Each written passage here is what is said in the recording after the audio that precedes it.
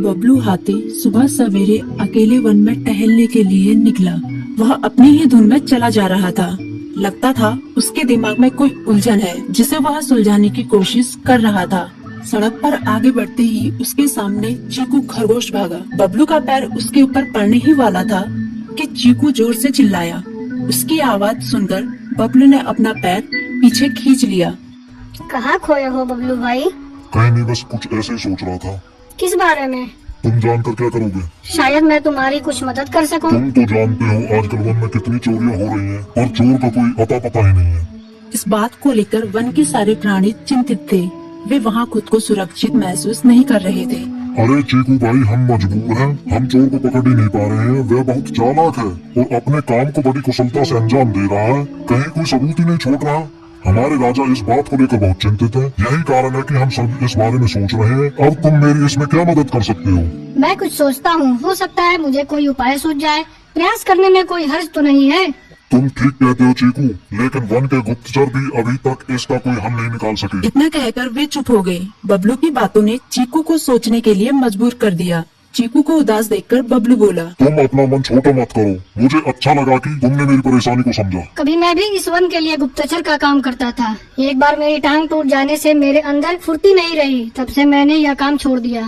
चीकू, तुम चाहो तो यह काम दोबारा कर सकते हो। वन के प्राणी ज्यादातर दिन में भोजन की तलाश करते हैं, वे रात को आराम करते हैं। तुम दिन रात दोनों में ही भोजन की तलाश में निकल सकते हो। हो सकता है रात को तुम्हें कुछ ऐसी बातों का पता चल जाए जो हमारे काम की हो।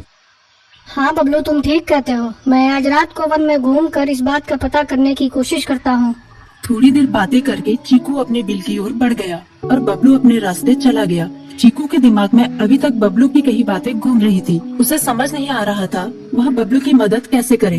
दिन भर वह उसी उधेड़-बुन में लगा रहा। शाम होते ही चीकू कुछ सोचने लगा और वह चुपचाप बिल से बाहर निकल आया। चीकू की पत्नी ने देखा तो बोली, इस समय कहाँ जा रहे हो? बाहर खतरा है। खतरा तो सुबह भी रहता है, लेकिन खतरों से डर कर हम भूखे तो नहीं मर सकते। मैं बाहर घूम कर आता हूँ। इतना कहकर चीकू रात को बिल से बाहर निकल आया। कुछ दूर जाकर उसकी नजर बंकू उल्लू पर पड़ी, जो कुछ ही दूरी पर था।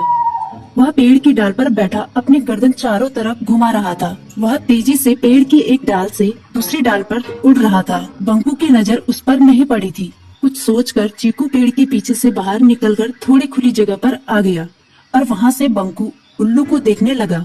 बंकू ने चीकू को अंधेरे में भी देख लिया, पर उसने उसमें कोई उत्सुकता नहीं दिखाई और अपनी गर्दन चारों ओर घुमाता रहा। चीकू बड़ी देर तक बंकू की हरकतों पर नजर रखे रहा।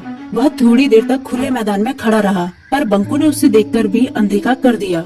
उसने महसूस किया कि बंकू के आसपास चमकू चमगादड़ भी मंडरा रहा था। कुछ देर वन में घूमने के बाद चीकू अपने बिल में लौट आया और सुबह होने का इंतजार करने लगा।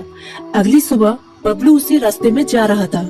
रास्ते में चीकू उसका इंतजार कर रहा था। आज बड़ी जल्दी आ गए बबलू। हाँ, आजकल मुझे चिंता की वजह से नींद नहीं आती। कोई नई खबर है क्या? यकीन से तो मैं नहीं कह सकता, पर मैं तुम्हें ऐसे प्राणी का नाम बता सकता हूँ जो शायद चोरों की मदद कर रहा है। कौन है वो? बंकू उल्लू। इतना कहकर चीकू ने रात की घटना उसे ज्यों की त्यों सुना दी। इसे सुनकर बबलू का माथा ठनका। बबलू की आंखें चौंधिया गई।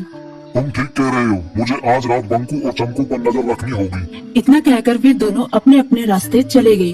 बबलू रात को अपने साथियों के साथ बंकू पर नजर गड़ाए रहा। उसकी संदिग्ध गतिविधियों को देखकर बबलू ने उसे उसके साथियों चंकी और संकी लोमड़ के साथ पकड़ लिया। बबलू ने सख्ती से पूछताछ करनी शुरू कर दी। तुम इस समय बंकू चमकू के साथ क्या कर रहे हो? हम चारों दोस्त हैं, इसलिए साथ बैठकर बातें कर रहे हैं। चमगादड़ और उल्लू की दोस्ती तो समझ में आती है, पर लोमड़ के साथ दोस्ती कैसे हो सकती है? सख्ती से पूछने पर दोनों ने अपना जुर्म कबूल कर लिया और सभी चोरियों के बारे में बताया जो उन्होंने कुछ दिन पहले वन में की थी। बबलू ने उनके चोरी का सारा सामान भी बरामद कर लिया। बंकू और चमकू को अभी तक समझ में नहीं आ रहा था कि वो इतनी आसानी से कैसे पकड़ में आ गई।